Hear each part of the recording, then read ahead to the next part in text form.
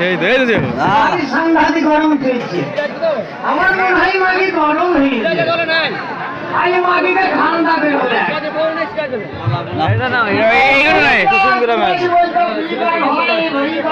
ও আসবে কালকে বাড়িতে হবে না কালকে চলে যাবে